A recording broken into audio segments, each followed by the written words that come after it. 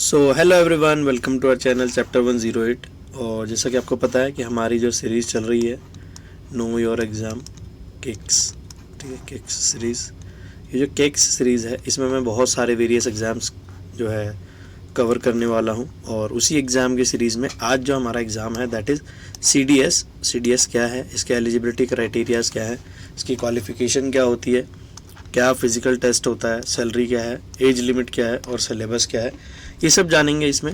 और हम ये भी देखेंगे कि इसका जो प्रीलिम्स और मेंस और इंटरव्यू जो होता है वो किस किस पैटर्न पे होता है, क्या क्या इसमें चीज़ें होती है, क्या क्या सिलेबस होता है, क्या क्या सारी चीज़ें पूछी जाती है, किस तरह से एग्ज़ाम जो है कंडक्ट किया जाता है, इसका कॉमन जो आप कह सकते हो कि कंडक्ट है वो कैसा होता है, that will be discussing in this video. So चलते हैं विदाउट वेस्टिंग नेक्स्ट स्लाइड पे और जानते हैं इस एग्ज़ाम के बारे में। सो आपकी ये सीरीज़ रही जैसा कि मैंने आपको बताया था, ठीक है, नो योर एग्ज़ाम। सो अभी ये जो है अगर मैं इसकी बात करूँ तो UPSC अगेन इसी एग्ज़ाम को जो है UPSC ही कंडक्ट कराती है। जैसा कि आपको इससे पहले भी 2 एग्ज़ाम्स की वीडियो में मैं बता चुका हूँ कि UPSC जो है इस एग्ज़ाम को कंडक्ट कराती है। देखो 2 एग्ज़ाम्स होते हैं, एक NDA होता है और एक CDS होता है, ठीक है। ये आप ऐसे समझ लो जैसे CHSL और CGL, ठीक है, एक 12th लेवल का और एक ग्रेजुएट लेवल का। तो ये ग्रेजुएट लेवल का एग्ज़ाम है, ठीक है। इसमें मतलब देश में जो कोई भी बच्चा है जो इसके क्राइटेरिया में फिट बैठता है वो इसको भर सकता है, ठीक। इसकी educational qualification, age, marital status और फिज़िकल फिटनेस, इसके कुछ स्टैंडर्ड्स हैं जो आपको फॉलो करने पड़ेंगे। 19 से 25 साल के लोग ही सिर्फ इस एग्ज़ाम को जो है मतलब क्राइटेरिया में एलिजिबल हो पाते हैं, पाए जाते हैं जो, तो उनको ही सिर्फ मौका मिल पाता है, ठीक है। तो इसको CDS बोला जाता है। CDS is basically stands for civil combined defence services, combined defence services which is conducted by UPSC, जो सिविल सर्विसेज एग्ज़ाम्स को भी कंडक्ट कराते हैं, IAS के पेपर को भी कंडक्ट कराते हैं। और एग्जामिनेशन ट्वाइस ईयरली, यानी कि ये साल में 2 बार जो है कंडक्ट होता है ये एग्ज़ाम, ठीक है। अब आप एक चीज़ तो समझ गए होंगे कि अगर ये एग्ज़ाम 2 बार कंडक्ट होता है, ठीक है, सो 2 बार चांस मिलेगा UPSC एस्पिरेंट्स को जो इस एग्ज़ाम्स की ऐसे एग्ज़ाम्स की प्रिपरेशन करते हैं। सो अप्रैल और सितंबर, ठीक है। Exam serve as a platform for recruitment by officers training academy, जिसको हम OTA भी बोलते हैं कई बार, ठीक है। इंडियन नेवल अकेडमी INA और IMA यानी कि Indian military academy, Indian air force, ठीक है। एक और एग्ज़ाम होता है इसको हम बोलते हैं FCAT, air force common admission test शायद उसको बोलते हैं, ठीक है। मैं उसके ऊपर भी बहुत जल्द वीडियो बनाने वाला हूँ। So basically this is the exam जो इनके थ्रू कंडक्ट किया जाता है। और इसमें बहुत सारी चीज़ें जो है एज लिमिट और जो अलग अलग जो क्राइटेरियाज़ हैं वो आपको फॉलो करने होते हैं, फिर जाके आप इसको फिलअप कर पाते हैं। तो देखते हैं कि इसमें क्या क्या जो है एलिजिबिलिटी है, क्या क्या क्राइटेरिया है, क्या क्या चीज़ें हैं। सो सबसे पहली चीज़, कंडक्टिंग जो बॉडी है that is union public service commission. Frequency of exam twice a year. Nationality Indian होनी चाहिए ऑब्वियसली, ठीक है। Number of attempts unlimited till as allows, यानी कि 25, ठीक है। मैरिटल स्टेटस आपका अनमैरिड होना चाहिए। Any experience not required. CDS की जो एज लिमिट है वो 25 ईयर्स है, मैं आपको पहले भी बता चुका हूँ पहली स्लाइड्स में। और educational qualification, because this is the graduation level exam, so graduation in any discipline from recognised university. और फिर है mode of exam that is online, ठीक। अब देखो इसमें है क्या क्या। The UPSC service commission publishes CDS eligibility criteria for combined defense services exams along with official recruitment notification, यानी कि नोटिफिकेशन तो आ चुकी है। It is essential for interested candidates to carefully understand the CDS eligibility. और ये video भी इसी पर्पज़ से बनाई जा रही है ताकि आपको पता चल पाए कि आपकी एलिजिबिलिटीज़ क्या क्या है, इफ़ यू आर एलिजिबल और नॉट। आपका एलिजिबल एज का क्राइटेरिया है या क्वालिफिकेशन का है या जो फिज़िकल फिटनेस है। देखो बहुत से बच्चे क्या करते हैं कि उनको फिज़िकल फिटनेस के बारे में नहीं पता होता और वो अप्लाई कर देते हैं, फिर बाद में जाके वो प्रॉब्लम आती है, तो एक बड़ा फेलियर सामने आता है। So you should make sure कि whenever you are filling any kind of exam, just get the informations all about कि उसका जो पैरामीटर है क्या है, उसमें आप एलिजिबल हो कि नहीं हो, या फिर भेड़ चाल में चढ़ के सिर्फ जो है एग्ज़ाम को भरना ही इज़ नॉट इम्पोर्टेंट, ठीक है। तो ये चीज़ आपको ध्यान रखनी पड़ेगी, ठीक है। इसमें age limit qualification, medical conditions और ये सभी जो है मतलब मैटर करता है. सो टू असिस्ट यू ये क्या करा जाता है, your eligibility for the CDS exam. यहाँ पर मैंने सारी डिटेल्स जो है बता दी है जो भी है, और मैं डिटेल जो है डेटा वाइज बता देता हूँ आपको. अगर मैं इसकी रिक्वायरमेंट की बात करूँ, एप्लीकेंट जो होगा परमानेंट रेजिडेंट होना चाहिए पहली चीज़, must have completed their study और फाइनल ईयर सेमेस्टर हो सकता है, ठीक है, यानी कि आप या तो ग्रेजुएटेड हो सकते हो या फिर फाइनल ईयर में हो तो भी चलेगा. मिनिमम एज 19 ईयर्स है. Women candidates are eligible to OTA only, ये ध्यान रखना. वुमेन्स सिर्फ ऑफिसर्स ट्रेनिंग एकेडमी के लिए ही अप्लाई कर सकती हैं. Candidates needs to be suitable physical condition, जैसा कि मैं आपको बताया था कि आपकी जो कंडीशन है वो सूटेबल होनी चाहिए. आप फिजिकल फिटनेस में अपना जब एग्ज़ाम देते हो, एग्ज़ाम देने से पहले से ही आपको फिजिकल फिटनेस पे ध्यान रखना पड़ेगा. Eligibility for OTA is restricted to unmarried females, widows who have not remarried and divorcees who have not remarried provided their possesses to necessary divorce documents. Only unmarried male candidates are eligible for IMA, INA and AFA. ठीक है. So basically देखो ये कुछ उनके confidential चीज़ें होती हैं और maybe there are some other reasons, ठीक है, बट क्या कर सकते हैं, उनके रूल्स है तो we just have to follow it. ठीक है. सो जितने भी अनमैरिड फीमेल्स हैं अगर वो डाइवोर्सेस हैं तो उनको डॉक्यूमेंट जो है पोजेस करने पड़ेंगे और बताना पड़ेगा, उनको प्रोजेक्ट करने पड़ेंगे, बताना पड़ेगा कि हाँ भाई they are not going to remarried again. तो ये उनका क्राइटेरिया होता है फॉर द गर्ल्स. और आपने देख लिया कि मेल कैंडिडेट्स के लिए IMA, INA और AFA जो है इसमें अनमैरिड अवेलेबल है. ठीक है. IMA, INA, AFA और OTA officers training academy, Indian military academy, navy academy और जो अलग अलग हैं ये आप देख सकते हो. ठीक है. सो एडमिशन की जो सिग्निफाइड डेट होगी वो आपको मिल जाएगी. जैसे ही देखो जब, क्योंकि मैंने आपको बताया कि अप्रैल और सितंबर के बीच में डेट आती है, तो अभी I am recording this video on 16th of June 2025. So basically June, July, August and September, you have 3.5 months to prepare for this exam. So अभी से लग जाओ, इस वीडियो को देखो और समझो और फिर लग जाओ. ठीक है. देखो IMA के लिए 18 से 23 मेल कैंडिडेट्स होना चाहिए, बोर्न नॉट अर्लियर देन 2 जनवरी 2002, यानी कि आपका जन्म इससे पहले नहीं होना चाहिए और 1 जनवरी इसके बाद नहीं होना चाहिए. सिर्फ यही है. और अनमैरिड तो होना ही नहीं चाहिए बिल्कुल. ठीक है. ये तो देख लो, आपने देख लिया था. INA में 18 से 23 male candidate, born not same, ये भी सेम, अनमैरिड.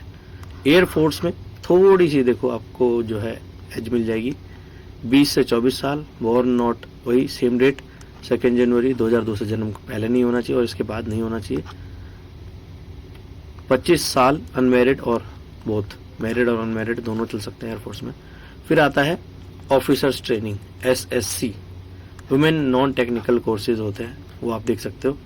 ठीक. 19 से 25 साल और यहाँ पर 2001 कर दिया, थोड़ी सी रियायत दे दी गई है एग्जी में. ठीक है. और यहाँ पर ये 2007 के बाद का आपका जन्म नहीं होना चाहिए. Unmarried females, issueless widows who haven't remarried, जो दोबारा शादी नहीं करी हो जिन्होंने. ठीक है. And issueless divorcees who have not remarried eligible, basically जो अब दोबारा शादी नहीं करी होगी जिन्होंने, वो एलिजिबल हैं. फिर है SSC जो आपने सुना ही होगा. सो ऑफिसर्स ट्रेनिंग एकेडमी जो है मेंस के लिए 19 ईयर्स यानी कि 19 साल से 25 साल तक के जो भी जितने भी मेंस हैं वो इसको भर सकते हैं. ठीक है. अनमैरिड की कैटेगरी में होने चाहिए आप. 2 जनवरी 2001 आपका जो डेट ऑफ बर्थ है उससे पहले ना हो और उसके बाद ना हो, 2007 के बाद. ठीक है. ये आपका एलिजिबिलिटी क्राइटेरिया है इस चीज़ के लिए. ठीक. अब देखो एजुकेशनल क्वालिफिकेशन में मैंने आपको बताया था, अगर आप IMA में जा रहे हो, OTA में जा रहे हो, तो बैचलर डिग्री कोई भी रिकग्नाइज्ड जो है आपकी कह सकते हो आप यूनिवर्सिटी है उससे हो. अगर INA में जाना है, नेवल एकेडमी में, तो ऑब्वियसली उसमें फिजिक्स वगैरह और बहुत सारी चीज़ें होती हैं आई थिंक, क्योंकि पानी में जहाज चलाना तो एक सिंपल चीज़ नहीं है ना. तो you must be having some engineering background. So bachelors in engineering from a recognised university. ठीक है. और फिर है AFA, graduated with physics mathematics in 12th और physics of bachelor of engineering. So basically देख लो ये दो जो INA है और AFA है, इनमें आपको साइंस की रिक्वायरमेंट होती है. So if you are pursuing to become, और इफ यू थिंक कि आपको बनना है पायलट बनना है या काइंड ऑफ ऑफिसर बनना है, फ्लाइंग ऑफिसर बनना है, so you just have to have science in your 12th class, ठीक है। तो जो भी बच्चे अगर 10th में मेरी ये वीडियो देख रहे हैं या उनके पेरेंट्स देख रहे हैं या किसी का कोई फ्रेंड देख रहा है और आपका सपना है, तो अभी से ध्यान दो, अच्छे मार्क्स लाओ, साइंस लो, फिजिक्स लो, और फिजिक्स के साथ साथ मैथमेटिक्स भी लो, so that you will be able to give this exam, और फिर आपको एक अच्छी सी जॉब भी मिल जाएगी और नेशन को सर्व करने का मौका भी मिल जाएगा, ठीक है। फिर क्या है भाई, देखो ये यहाँ पर कैंडिडेट्स हु सिलेक्टेड, ये क्राइटेरिया है एसएसबी का, मैंने आपको बताया था। एसएसबी का जो एक इंटरव्यू होता है, एसएसबी का इंटरव्यू 5 डेज का होता है, ठीक है। उसमें अलग अलग आपके डायमेंशंस चेक किया जाता है, आपका पैरामीटर चेक किया जाता है और बहुत सारी चीज़ें चेक करी जाती है। तो आप जैसे भी उसको पार करते हैं, जो भी कॉमन कोर्सेज होते हैं उनको आप पार करते हैं, तो फिर you will be eligible to go inside, ठीक है। फिर इसमें मेडिकल स्टैंडर्ड्स भी हैं, कुछ ओवरवेट है, अंडरवेट है तो भी प्रॉब्लम आएगी, ठीक है। अगर अंडर साइज चेस्ट है तो भी प्रॉब्लम है, पाइल्स नहीं होनी चाहिए, वैक्स एक्यूमुलेशन इन ईयर्स नहीं होना चाहिए, ठीक है, कि भाई कान खराब है और ऐसी कोई प्रॉब्लम है। डेविएटेड नेसल सिप्टम भी नहीं होना चाहिए, टॉन्सिलाइटिस ना हो, गाइनोमेस्टिया ना हो, गाइनोकोमेस्टिया ना हो, वेरिकोसिल्स ना हो, हाइड्रोसिल्स ना हो, फीमोसिस भी ना हो। देखो बहुत सारी, क्योंकि भाई ये अपने आप में ये सारी जो है ना, ये एक ऐसी मतलब ये एक नहीं है, जितनी भी प्रॉब्लम्स है ना, ये ऐसी प्रॉब्लम है जो लोग मतलब बहुत केयर नहीं करते और फिर बाकी बाद में चल के फिर प्रॉब्लम क्रिएट करती है, और इसका जो असर होता है मेंटल हेल्थ पे बहुत ज्यादा होता है। सो इनका क्योंकि कनेक्शन ही मेंटल हेल्थ से है बहुत ज्यादा, सो आपको इन चीजों पे ध्यान देना पड़ेगा, ठीक है। सो एलिजिबिलिटी क्राइटेरिया में क्या है, candidate must be in good medical and mental condition. तो आपको अपने बॉडी का भी ध्यान रखना है, इंटरनली भी और एक्सटर्नली भी। नेशनैलिटी की अगर मैं बात करूं तो आपको पहले ही बता दिया था मैंने कि सब्जेक्ट ऑफ नेपाल, जो इंडियन सिटीजन हो, सब्जेक्ट ऑफ भूटान और तिब्बतियन रिफ्यूजी जो भी होंगे वो कर सकते हैं।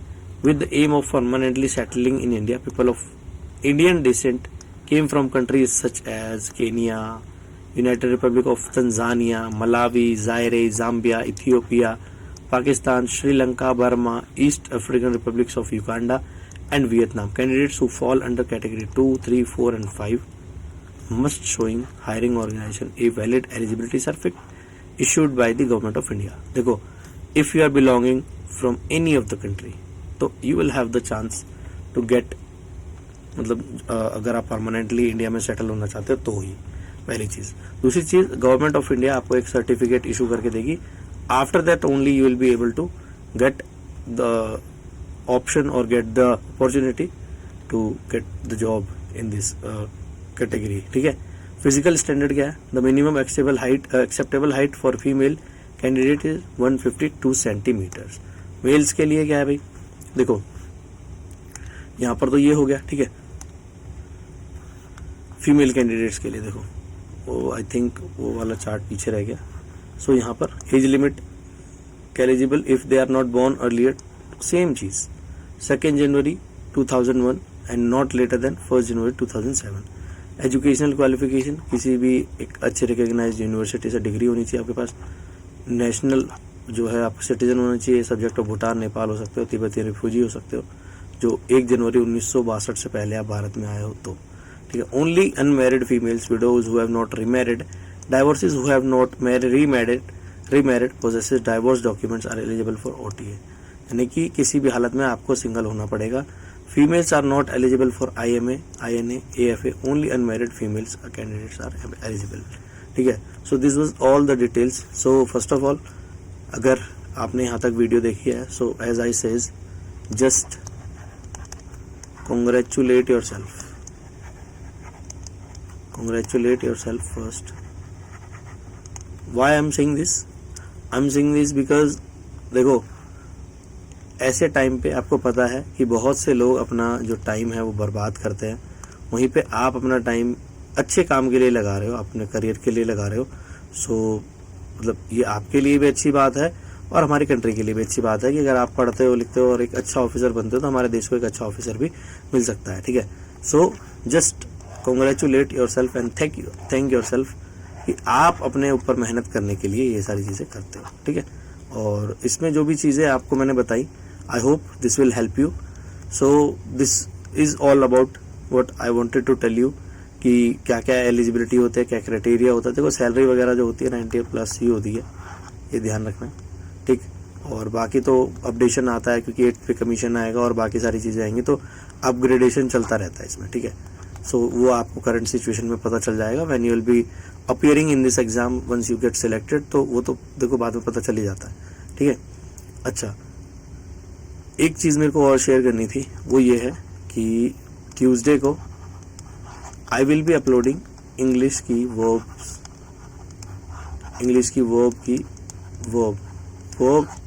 या फिर वर्ब के साथ साथ बेसिक वर्ड्स की प्रोनाउंसिएशन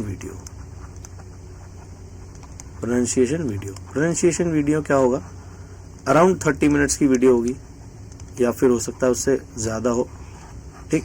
30 मिनट्स तो होगी एटलीस्ट, क्योंकि कई 100 वर्ड्स में कंप्लीट करने की कोशिश करूँगा, कवर करने की कोशिश करूँगा, जिसमें आपको वर्ब से स्टार्टिंग कराऊँगा, ठीक है। बाकी मैं धीरे धीरे चीज़ें कर रहा हूँ जिससे आपको हर एग्ज़ाम के बारे में इंफॉर्मेशन दे सकूँ। और दूसरी चीज़ कि बाकी जैसे सब्जेक्ट्स हैं, कुछ जीएस है, जीएस के कुछ सब्जेक्ट्स हैं। देखो एनसीईआरटी के पास 14 सब्जेक्ट्स हैं और मोर देन 14 सब्जेक्ट्स हैं।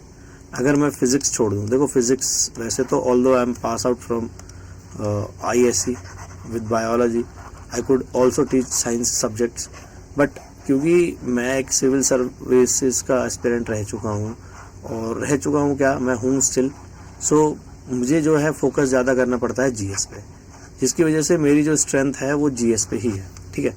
सो आई विल बी टीचिंग जो 14 सब्जेक्ट्स है ना, आउट ऑफ 14, ठीक है, एनी 7 सब्जेक्ट्स। जैसे कि अगर मैं अब बात करूँ तो ज्योग्राफी हो गया, पॉलिटी हो गया, ठीक है, हिस्ट्री हो गया, सोशियो हो गया, एनवायरनमेंट हो गया, ठीक, साइंस हो गया। साइंस में ये जो 10th लेवल तक की साइंस होगी, 11th भी हो सकती है, 11th में साइंस में बायो हो सकती है, बायो तो 11th और 12th दोनों रख लो आप, ठीक है। फिर इसके अलावा अगर आप देखोगे तो इकोनॉमिक्स हो गया, ठीक है, सोशियोलॉजी हो गया, फिर साइकोलॉजी हो गया, ठीक। इसके अलावा फिर साइंस एंड टेक है, साइंस एंड टेक के बाद एनवायरनमेंट, इकोलॉजी है। तो इसमें बहुत सारे सब्जेक्ट्स हैं that I will be taking the lectures, ठीक है। आई होप कि वो आपको हेल्प करेगा। और अगर आपकी भी इंग्लिश वीक है तो आप क्या कर सकते हो कि just go through the videos once. देखो मैंने भी बहुत हार्ड वर्क किया है जस्ट टू लर्न इंग्लिश, तो मुझे पता है कि अगर किसी को बेसिक से इंग्लिश नहीं आती तो कैसा फील होता है यार, कि काश मैं भी इंग्लिश जानता, ठीक है। But don't worry, I will be there to help you, ठीक है। और बस भाई मेहनत लगती है, मेहनत करोगे तो हो जाएगा, ये चीज़ पक्की है, ठीक। देखो मेहनत आपको ही करनी पड़ेगी, ना आपकी मम्मी करेंगी ना आपके पापा करेंगे। एक्सपेक्टेशंस आपसे बहुत होंगी और एक्सपेक्टेशंस उनसे ही होती है जिनको ये पता होता है कि हाँ ये मेहनत कर सकते हैं, ये कर सकते हैं, ठीक है। सो आपका ना भाई मेहनत करने वाला है आपके ऐसे भी, ना आपकी बहन, ना आपका दोस्त, ना कोई, ठीक है। जितनी भी मेहनत करनी होगी, ना आपकी गर्लफ्रेंड कर पाएगी वो मेहनत, ना आपका बॉयफ्रेंड कर पाएगा। So just be honest to yourself, और मेहनत आपको खुद करनी पड़ेगी। सो ये चीज़ ध्यान रखना। और चाहे वो इंग्लिश हो या कोई भी सब्जेक्ट हो, आप उस पर आप कह सकते हो कि जीत कर सकते हो हासिल, ठीक है। आप उस पर जो है एक अपना दावा ठोक सकते हो कि हाँ भाई मुझे आता है, ठीक है। So you can conquer the subject, ठीक है। और एक अच्छा जो है अपना बेस स्ट्रॉन्ग कर सकते हो, बेस के साथ साथ आप एडवांस से जा सकते हो बेसिक से, ठीक है। और ये सब पॉसिबल होगा after only when you will be doing hard work, ठीक है। So this was the piece of advice for you. बाकी मानना ना मानना आपकी मर्जी है, वैसे अच्छी एडवाइस है, मान ही लेना, फ़ायदे में रहोगे। बाकी तो अपनी मर्जी तो अपनी है वैसे सबकी, ठीक है। सो मिलता हूँ आपसे अपनी नेक्स्ट वीडियो में। Till then thank you, bye.